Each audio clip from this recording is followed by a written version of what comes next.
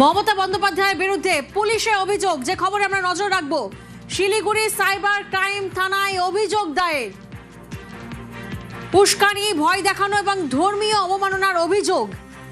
প্রাক্তন মুখ্যমন্ত্রীর বিরুদ্ধে পুলিশে অভিযোগ দায়ের। পার্থ প্রতিনিধি আমাদের সঙ্গে রয়েছেন, সরাসরি পার্থ থেকে জানবো।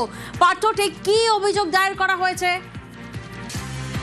যেমনটা তুমি বলছিলে যে ধর্মীয় অবমাননা এবং সাংবিধানিক পদে থেকে কোনো একটি শ্রেণীকে উস্কানি দেওয়া এবং সমাজের বিশৃঙ্খলা সৃষ্টি করা, মূলত এই প্রেক্ষিতেই কিন্তু প্রাক্তন মুখ্যমন্ত্রী মমতা বন্দ্যোপাধ্যায়ের বিরুদ্ধে শিলিগুড়ি সাইবার ক্রাইম থানায় অভিযোগ দায়ের করেন শিলিগুড়ির এক আইনজীবী রিঙ্কু চট্টোপাধ্যায় সিং।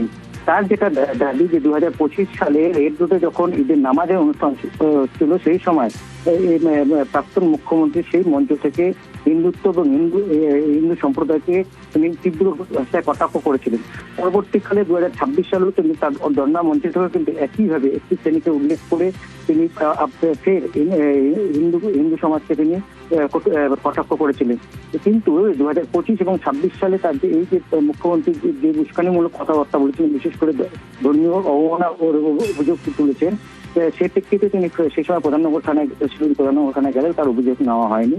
কিন্তু রাজ্যে পালাবদলের পর এবং তিনি আজ এই শিলিগুড়ি সাইবার ক্রাইম থানায় যান এবং প্রাক্তন মুখ্যমন্ত্রীর বিরুদ্ধে ভারতীয় ন্যায় সংহিতার 4টি ধারায় তিনি মামলা দায়ের করেছেন। তার মধ্যে কিন্তু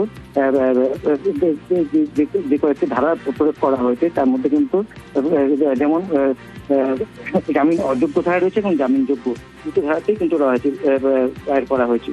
এবং তিনি জানান, এই আইনজীবী তিনি সাংবাদিকদের জানান যে এই প্রেক্ষিতে কিন্তু প্রাক্তন মুখ্যমন্ত্রীকে আদালতে হাজির হতেই হবে।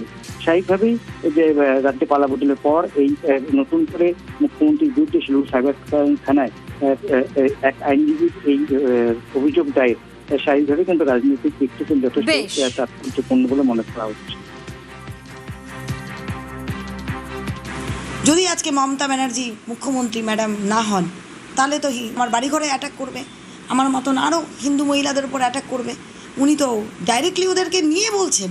ভারতীয় ন্যায় সংহিতা হিসেবে 351, 52, 54, 56, 299 আমার এফআইআরটাকে গুরুত্বপূর্ণ সহকারে উনি রিসিভ করেন। সাংবিধানিক পদে থেকে কোনো একটা কমিউনিটিকে উস্কানো, প্রভোকেশন করা, সমাজে বিশৃঙ্খলার সৃষ্টি করা, নিজের পদের মানে ফ্রিডম অফ স্পিচ সেটার বাউন্ডারি লঙ্ঘন করে কারোর মান সম্মানহানি করা, সমাজে এক অশান্তি সৃষ্টি, এক শ্রেণীর কমিউনিটিকে আরেক শ্রেণীকে দিয়ে ভয় দেখানো, এই সমস্ত অপরাধ দণ্ডনীয় অপরাধ।